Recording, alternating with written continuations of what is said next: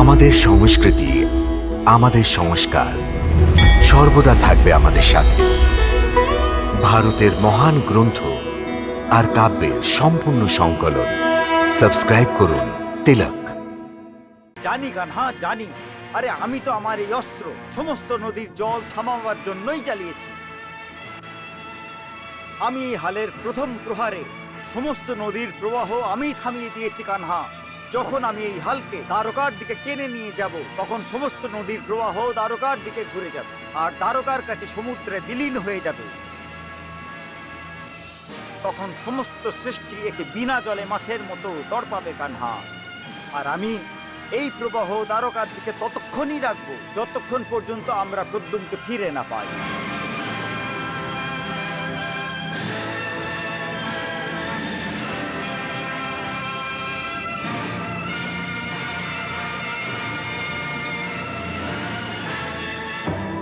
তাও ভ্রাতা, এরম করলে তো অনর্থ হয়ে যাবে।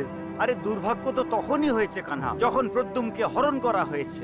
তুমি সরে যাও কানহা। না দাও ভ্রাতা না, আপনি তো মহা জ্ঞানী, আর ক্রোধ আপনার শত্রু। শত্রু দাও ভ্রাতা, আপনার শত্রু।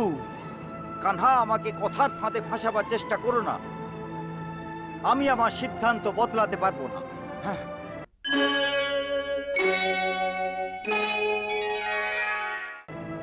আমি আমি রুক্মিণী, জামন্তী আর সত্যভামার ব্যাকুলতা আর দেখতে পাচ্ছি না কানহা।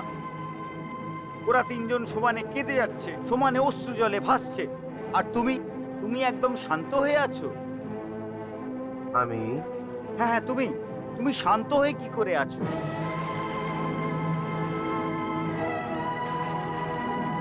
কানহা, অবশ্যই তুমি আমাকে কিছু লুকোচ্ছ। আমার অন্তর্দৃষ্টি বলছে যে প্রদ্যুম্নের হরণের ব্যাপারে তুমি নিশ্চয়ই কিছু জানো, আর সেই জন্যই তুমি চিন্তিত নও। কানহা, আমাকে বলো, কোন মায়াবী আমার প্রদ্যুম্নকে হরণ করা দুঃসাহস করেছে?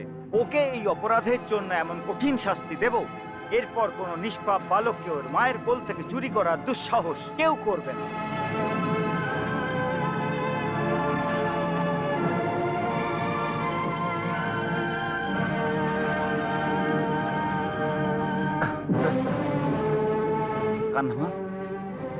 কানহা, তুমি হাসছো কেন?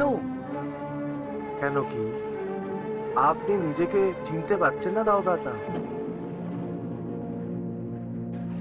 চিনতে পারছি না? হ্যাঁ দাও ভ্রাতা, আপনি নিজেকে চেনার চেষ্টা করুন।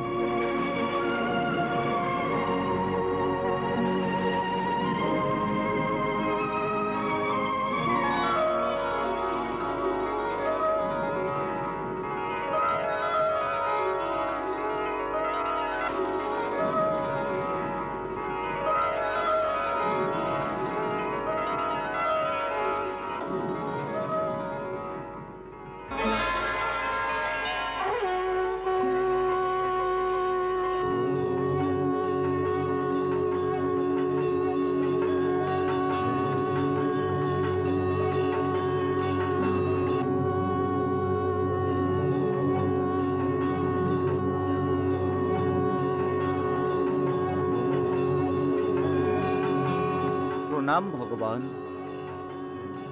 যশ কীর্তি অর্জন করো। প্রণাম মা।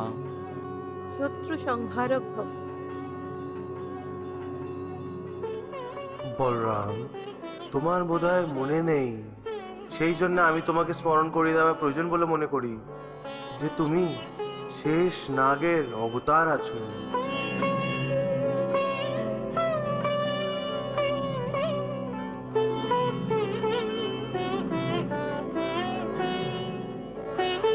বাসুদেব শ্রীকৃষ্ণ, আমারই একটি রূপ আছে, আমারই একটি অবতার।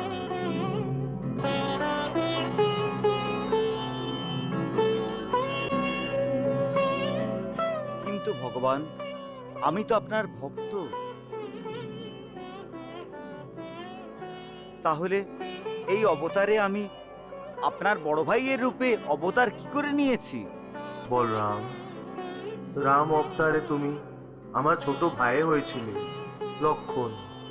ওই সময় তুমি আমাকে বলেছিলে যে তুমি আমার বড় ভাই হতে চাওয়ার ইচ্ছা রাখো।